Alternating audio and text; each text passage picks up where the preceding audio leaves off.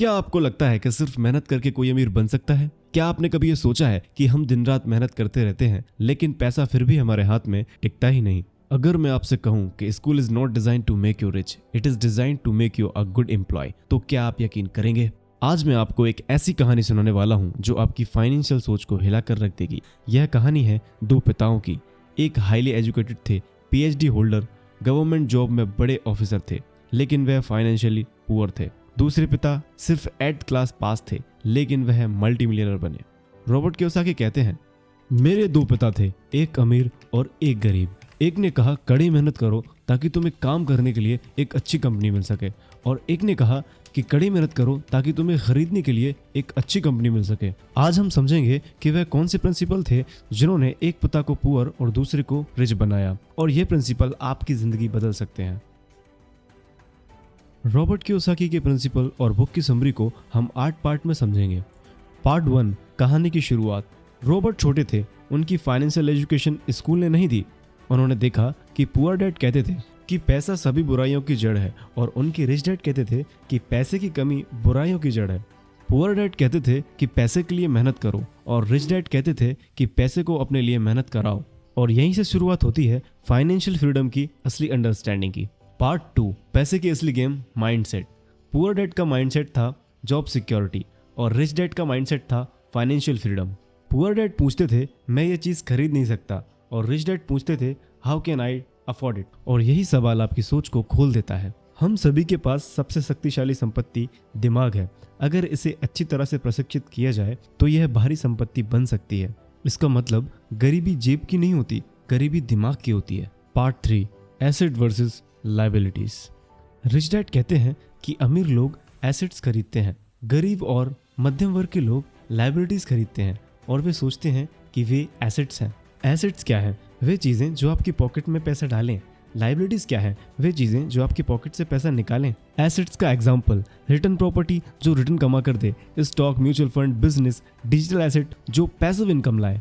Liabilities का example, EMI पर ली गई कार, बड़े बड़े घर जो मेंटेनेंस खर्च करवाएं, सिर्फ दिखावे के लिए खरीदी गई चीजें। रिच लोग वही खरीदते हैं जो उन्हें पैसा कमा कर दे, पुअर लोग वही खरीदते हैं जो उन्हें गरीब बना दे। पार्ट 4, फाइनेंशियल एजुकेशन का महत्व।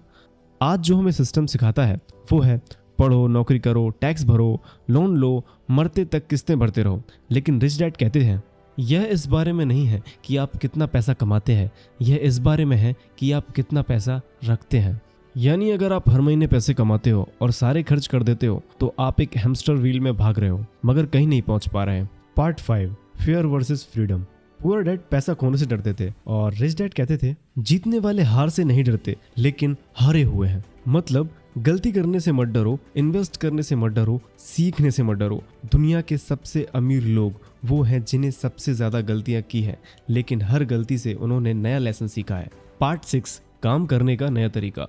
पुअर डैड का माइंडसेट था पैसे के लिए काम करो, और रिच डैड कहते थे don't work for money, late money work for you. इसका मतलब ये नहीं कि जॉब छोड़ दो, इसका मतलब यह है कि जो पैसा आप कमा रहे हो उसे ग्रो करने वाली जगह पर लगाओ। सोचिए अगर आप 10 साल जॉब करें और कुछ बचत भी ना करें तो आप सेम पॉइंट पर खड़े हैं। लेकिन अगर आप हर महीने थोड़ा इन्वेस्ट करें, property, stock, mutual fund, digital asset, तो 10 साल बाद आप फाइनेंशियल फ्रीडम के रास्ते पर होंगे। पार्ट 7, रिच डैड का फॉर्मूला। नंबर 1, सबसे पहले फाइनेंशियल एजुकेशन सीखो। नंबर 2, एसेट्स खरीदो, लायबिलिटीज नहीं। नंबर 3, पैसिव इनकम सोर्स बनाओ। नंबर 4, पैसा बचाने नहीं मल्टीप्लाई करने की सोच रखो।